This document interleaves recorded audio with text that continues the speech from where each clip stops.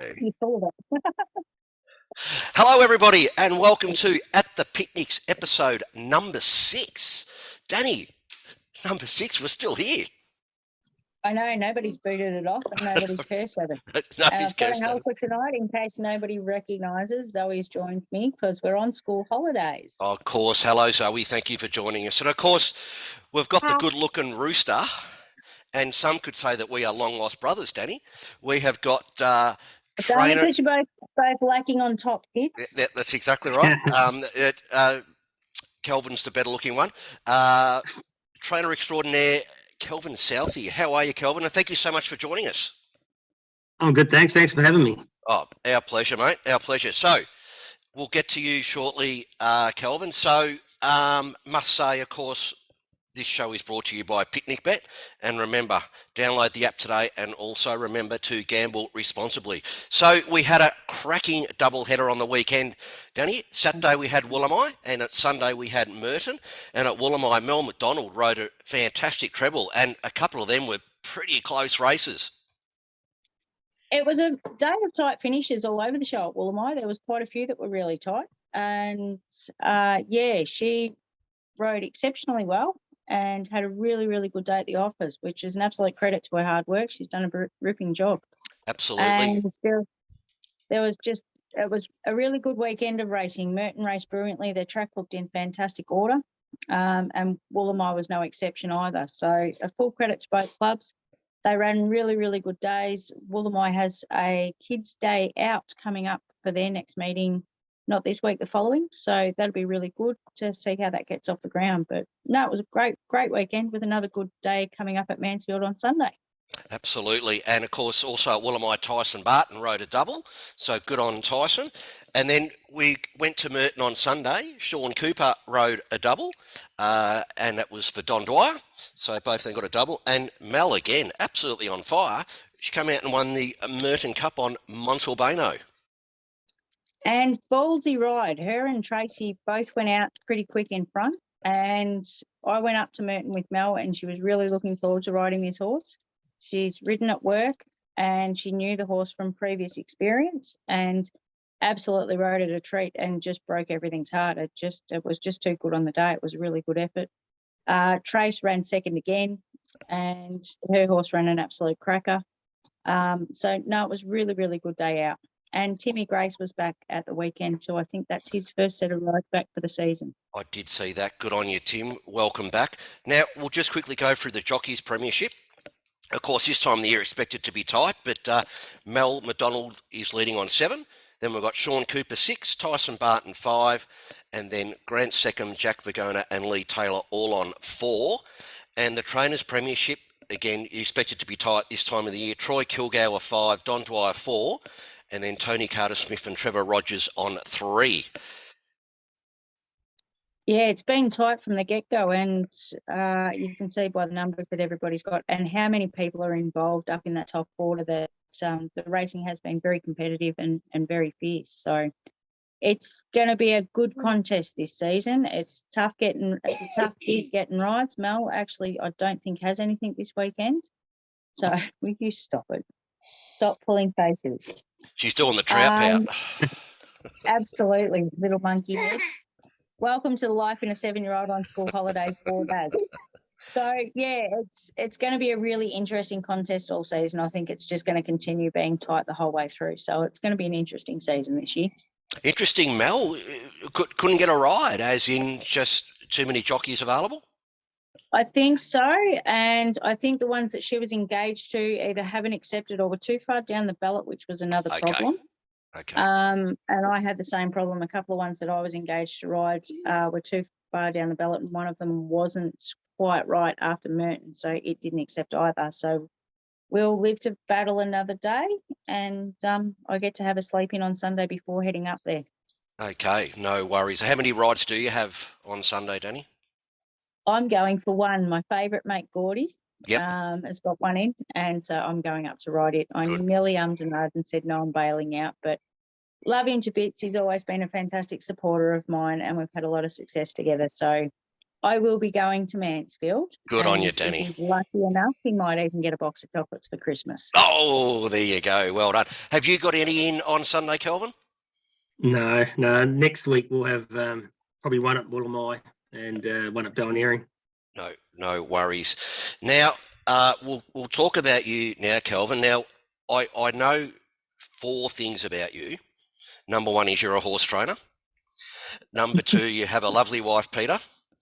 You've got 2 lovely boys, Roy 9 and Tom 7, and you're a passionate 100% lunatic Sydney Swan supporter. Yes, that's right. Now, I'll go for a 5th because I reckon he's also a All Black supporter and likes a bit of rugby too. he is, and I can actually. Do I detect a bit of a New Zealand accent at the moment, Kelvin? Because I haven't picked that up before. Yeah, I've been here for longer than what I was in New Zealand. I moved over when I was 19, so I've been here nearly 30 years.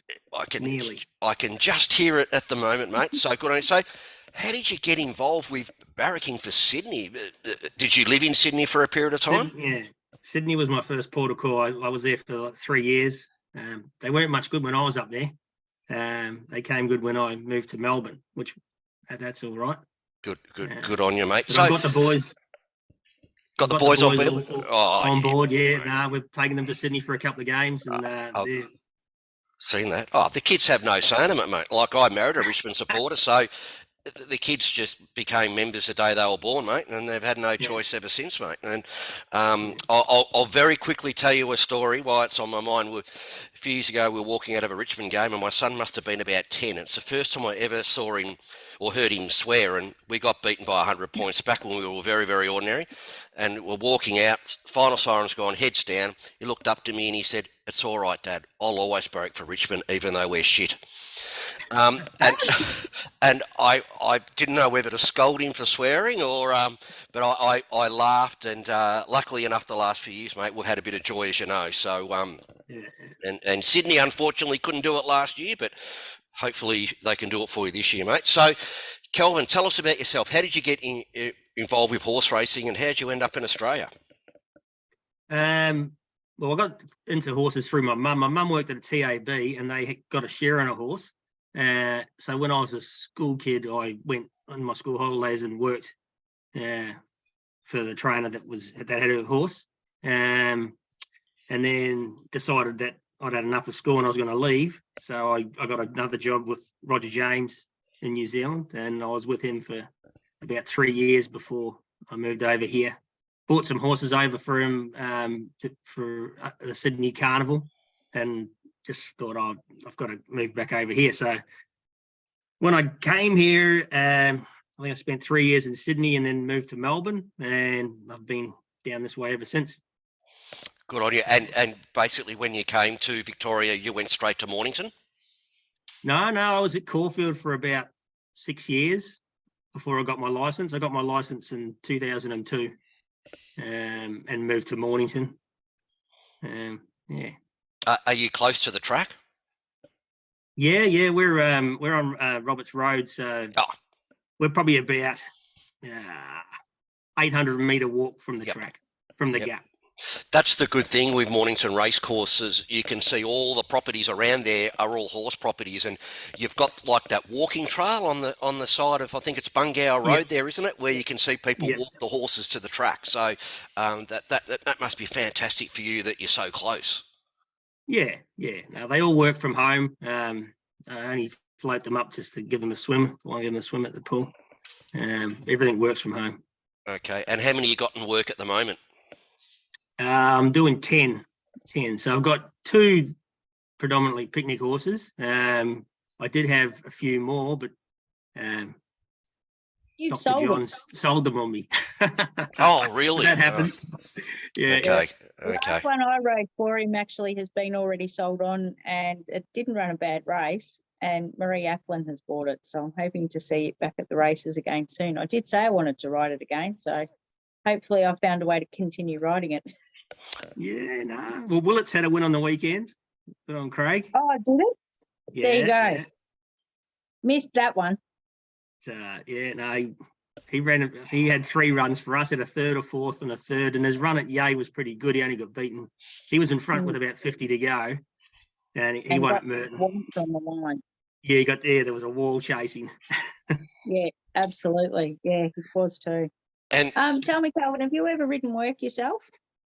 No, the only thing I did, Caulfield, I rode the pony a couple of times just as a companion, but I didn't dabble on track riding. Wasn't very good at it. Did you ride much back home or when you got over here early on? No. Just riding ponies was as far as I went. one of the things I like about you, Kelvin, is you're one of those guys that is just a genuine, honest, nice guy in the picnic circuit. And I'm going to use an example where one of my mares won at Yea a couple of weeks ago, and Don had a horse in the next race, and we're all excited because it was a very good win. As you know, she missed it by 4 lengths and she got up, and then we got our photos taken with the horse, and then I realised that hang on, what's Kelvin doing holding the horse and walking it around? And you just put your hand up to say, I'll look after you, Don, you go get the next horse. And mate, good on you for doing stuff like that. No, I think pretty much everyone on the picnic circuit looks after each other, so that's just what's expected. I think it's a good community. Everyone's ready to help each other out. That's good. We all have a try at it anyway. Yeah. And does Peter help you train the horses? Is it a husband-wife partnership? No, Peter doesn't want to have anything to do with the horses. She looks after the boys? Yeah, she does. Actually, her dad trained a few horses, John Pratt, a while back. So, I remember John Pratt. Yeah, she strapped a few when she was in her younger days. You can tell, took them to the beach and helped Dad out. So she's had enough of that. Fair enough. You can do it all yourself now, Sunshine. Yeah. I'm waiting for the boys to get old enough so they can help me out. Nothing like good childhood labour to slave labour to enforce the rules. Yeah. Look at the look on Zoe's face. She tries to get out of it, don't you worry. She's not one for much volunteer work at different moments. Another time she comes up and she's full of volunteer work. So she loves doing the powders in the feeds. Good on her. But if it comes to lifting heavy things and stuff like that, she's not really a big fan. But she gives the horses a bit of TLC, don't you, Zoe? She likes giving them carrots, yes. I tried it. I fed Baz licorice, but he didn't like those. The licorice all sorts. Who doesn't like the licorice all sorts? They're the best. Now, Kelvin, what's the best horse you've ever had the opportunity to train? I think the best horse I had was a horse called Laughing Air, and he won a couple of 100,000. He should have won the Bairnsdale Cup. He came from last and got beaten ahead, and then after that, he just that was him. Like he ran third in one of those big Vobis Gold $250,000 races at Caulfield, and then outside of him, I won a Pakenham Cup with Blazer Drift. He won a Tatura Cup and a Towon Cup.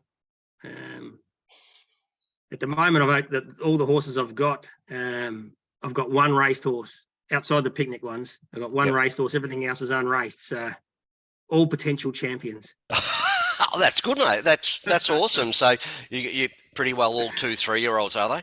Yeah. All young ones. A lot of them aren't even named. Okay. So fingers crossed. Like my place. Well, that's exciting, mate. That's really good. Something to look forward to. Yep. Sure is. Untapped potential there. And do you have a go-to jockey at the picnics, Kelvin, or do you pretty well just grab who's available? Well, when I first started the picnics, I used to get Rodney Douglas and Courtney Pace, and they're both great people and great riders. And then Sean came along, and Sean pestered my track rider to try and get a ride. And I said to him, come round and ride a few for me. He just did one a morning. leading into the picnic season, which was his first full picnic season. And I decided, oh, look, I'll give him a go. And he rode a winner the first week at, I think it was at Alexandra, and then he rode one at Mansfield, and then one at, I think we won at Yea. And then the next week we went to Woolamai and he rode a double for me. And he also rode one for Peter White and Di Clover. Yep. And that was him away and gone. From then on, he just was on In his demand. own. Yeah. And uncatchable. And that's when Don pretty much grabbed him. Yeah. So Sean is I like to use Sean if I can. And then outside of that, Jack Vergona. I like using Jack. Danny's had a ride for me the other day. And who else have I used? Mel McDonald rode one for me earlier in the year. Like it's just a matter of who's available. A lot of them aren't available. You know, everyone's got their A lot of us commitments. have our regulars. Yeah. Mm. Picnic people are pretty, you know, like Pretty loyal. they're very loyal, and they sort of stick to their riders, and it's hard for people, for the newer riders to break into the circuit unless you've got someone to support you. But anyway, it's all good. Interesting you said that, Kelvin, because I've never really asked a trainer about Danny's riding before. Is she very good at listening to instructions? She rides good. Yep. She I rides know that after good. the weekend was a good idea to be asking that. No, Danny's got a good nous of her horses, and I'm sure that if you told her to do something in particular, I don't think Danny would have any dramas in doing it. Yeah. Well, the whole thing is you can ask for things to be done, but everyone else has got their own ideas as to how the race is going to be run, and there's always different consequences. You know, as long as they can think for a plan B or C, that's There all was a good. great jockey once say that you never bother giving a good jockey instructions because it won't matter. And you never bother giving a bad jockey instructions because they don't have the skill anyway. High inside, I like that. jockeys don't listen. Yep. And once the barrier, in all honesty, like most of us try our guts out to get it right and to get the execution in the ballpark. But you got a dozen other control freaks out there trying to get and competitive people that are trying to get the best run for their horse possible. So once the barrier's open, it's all in the lap of the gods anyhow. Danny, I'm going to ask you this question again. It's one of those burning questions I keep forgetting to ask. When you go on the barrier as a jockey, sometimes, you know, whether you're watching the pros or the picnics, you see the jockeys in the barrier having a bit of a chat to each other. What are you talking about? How's the day going, or what? Sometimes it's something as little as, you know, what do you reckon you're going to do today? Have you got a plan? And normally we tell each other to get nicked. Okay. We don't tend to discuss any instructions or anything like that. There's none of that sort of banter that goes on. Sometimes if somebody's had a bad day or been unlucky, you'll say, oh, you know, your day's stiff. Other days you'll say, what were you doing on that, you stupid black? You know, because they haven't used their brains, and, you know, it was a really stupid thing that they've just done or whatever. So it's pretty low key. Or if you've got one that's gone off in the gates, you're sort of like, oh, you're all right, mate. And, you know, how's your foot going? Did you really need that one? So it's pretty general banter. From watching, you know, the kids in town and that sort of thing, they don't seem to talk as much as what we do. And I suppose some of that's got a little bit to do with the fact that we do only race for 6 months of the year, so we probably don't get quite as sick of each other as what the pros do at different times. Although we're competitive on the track, we probably don't take it as personally sometimes as what they do. Yeah. So I think we've got a pretty good mateship. Although off the track, most of the pros have got good mates. They'll, you know, go and play golf and all that sort of shit together. So we're pretty cash. We're all very cash.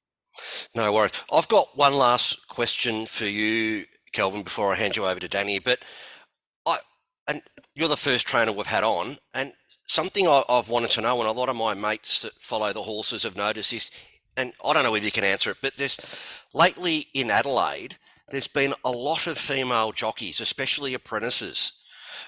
Do you know what the reason behind that is? Oh, I just think that, you know, it's just a lot of the guys are just too big, I think. You know, Mm. like you look at the apprentice intake most years, there's more females than Mm. males. I think, you know, Yeah.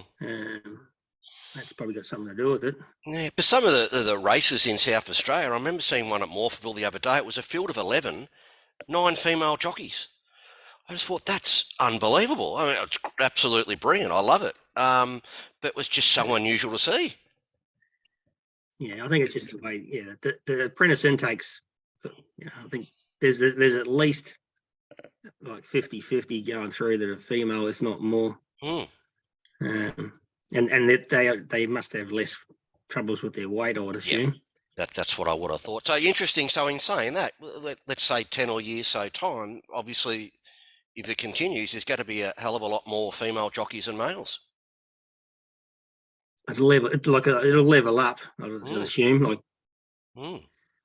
Interesting. Melbourne's still, you know, it's still more males, but and Sydney, but obviously a few of them have come through Tassie as well. I think Tegan Vuram was she came through Tassie. That's hence why I asked the question. I thought because this is such a male-dominated state with jockeys, a lot of girls that want to become riders maybe go over to Adelaide because they're given the opportunity over there. Yeah. I think that's got a bit to do with it. I know a couple of the girls that have ridden track work and have both ridden at the picnic. So Caitlin Jones, she's another one, and she's even represented Australia overseas on world stage. And Sophie Logan, they were both picnic crew and have gone on and forged very successful careers through Adelaide and are both still. Caitlin's out with a back injury at the moment, but Sophie's been riding really well in Adelaide as well. God earn her. All right, Daddy, you've got your 12 in 12 for the great man. I've cut it down to a 10 in 10 because I ran out of 12 questions. That's I've got fine. one other little bit of an interesting stat. So Kelvin's had nearly 1,400 runners for 120 winners in the country, 144 seconds and 142 thirds. So just a bit of random info for you. So well done, Kel. That's not bad at all. That's magnificent, Kelvin. Good on you. With your jockeys, Thanks. Alan Crichton's had 47 starts for you. Sean's had 46. And Alan's had 4 firsts and 9 seconds. Sean's then had 9 wins, 9 seconds and 9 thirds. So he's batting at about 19% strike rate there. So that's a pretty good stats there, mate. You guys have got a good thing going. Yeah. All right, we'll go with question 1. Where's your favourite track? My favourite track, professional, was Moonee Valley, and picnic is Woolamai. Dream race to win? Well, obviously a Melbourne Cup. Not a Cox Plate for the Valley's sake? No, I just love stayers. I love stayers. Yep. Love stayers.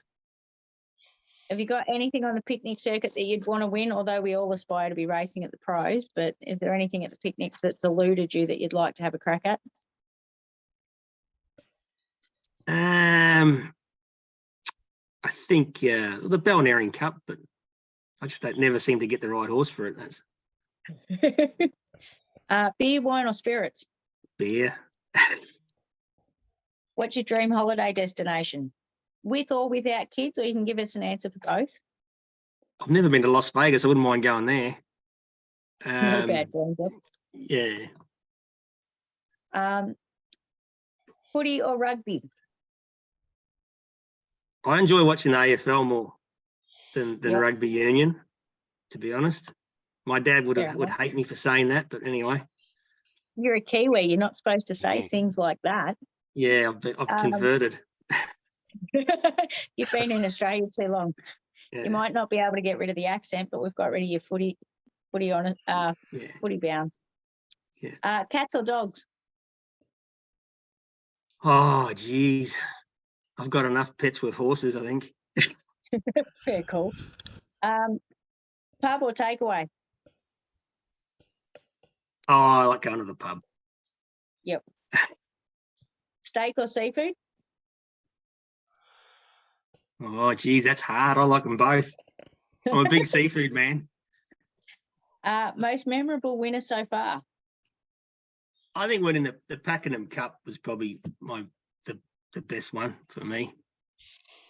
And I could be real easy here and ask who your favourite jockey is, but I'd probably nearly go that it'll be Sean at the picnics. What about at the pros? Have you got a preference?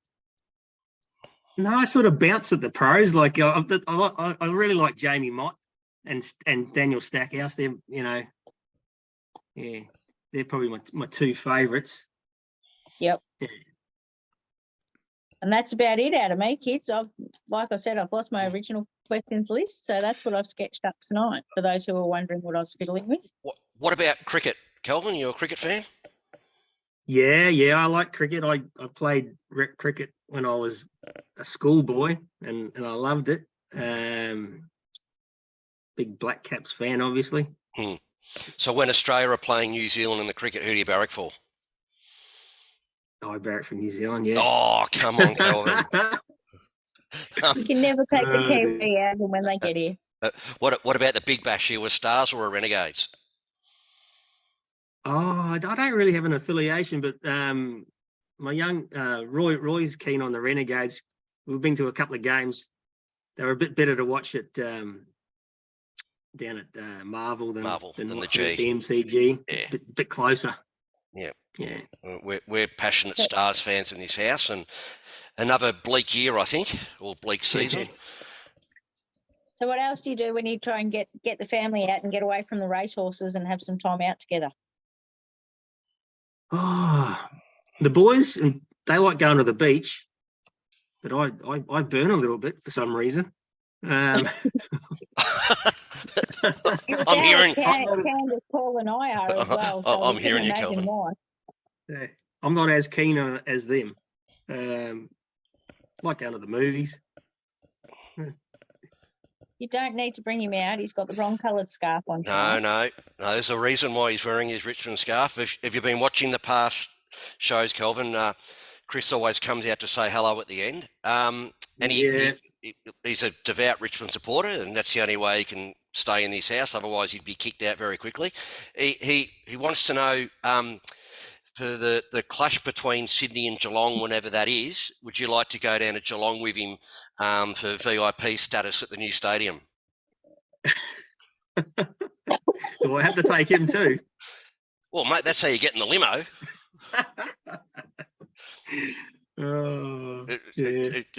Do you absolutely despise Geelong after the grand final, mate? Nah, it was one of those things. They just weren't good enough. We're actually going to Sydney. They're playing in the school holidays in June. Sydney's playing Geelong, and there's 2 games in a week. It's at the SCG, so I'm taking the boys up to that. Oh, beautiful. Good on First you, one, hopefully that they get West Coast, so they should knock them over. And then the following week's Geelong. So who looks after the horses when you're away? Nicole Dixon. Okay. Nicole Dixon. She helps me out. She's very good. Very good. She's a ripper. Yeah. So you just sort of say, I'm going away, see ya. Well, I give her plenty of notice. And she helps out Jason Warren as well. So she does a fair bit of work around the place. David Noonan and Jackie Joyner as well. Can you put them in place? Yeah. Good on you. And always doing something. Well, she's never a dull moment, and she doesn't stop still for very long. Very entertaining woman, that one. Well, all right, Kelvin, thank you so much for joining us. You're the first trainer we've had. So, we, as I said earlier, we need to speak to our mother, and I think there might be some sort of separation at birth, mate. I reckon we'll put a big white beard on you, mate. There could be big white beard. Big white beard. We could look the same, mate. So, no, in all sincerity, thanks for joining us, Kelvin. You're a really good sport, mate. And I had a beer with you had a good beer with you at the Picnic Awards, mate, and got to know a bit more about you. And like a lot of the people in the picnic circuit, mate, you're just a very humble, down to earth person, mate. Love it. Thank you. Mate, thanks for having me. Thanks, Kel. Take care. Good luck for the season Thanks, and the Danny. new year, mate. All right. Thank you very much. Good luck to everybody at, where are we again? Mansfield on the weekend? Mansfield Cup Day, guys. So if you aren't doing anything, it's a beautiful course, great facilities, and actually used to run some non-TAB meetings and that as well. So it's been it's one of the older courses that we've had, and they've run plenty of races on there over the years. So Good great on them. place to get along to. And then the week after, we've got Woolamai on the Saturday, and we've got Balnarring on the Sunday. So big, massive Yep, weekend big coming doubleheader. up. Big double header. Absolutely. So plenty of great racing coming up. Thank you very much, guys. Happy New Year to everybody, and thank you to everybody for supporting the show. And we'll be back with episode 7 next week. Will we tell them who we've got, Danny, or we keep it a surprise? You're the one organising all of that, so I'll leave that in your. We'll leave it a ballpark, mate. surprise. You can- Let's just say it's not There a jockey or a trainer. Somebody a bit different, but definitely one of the good Somebody characters, and Spot always on. there to help us out. Spot on. All right. Thank you, Take care, guys. guys. See You you all next take week. care. Good luck, everyone. See ya. See ya. Bye.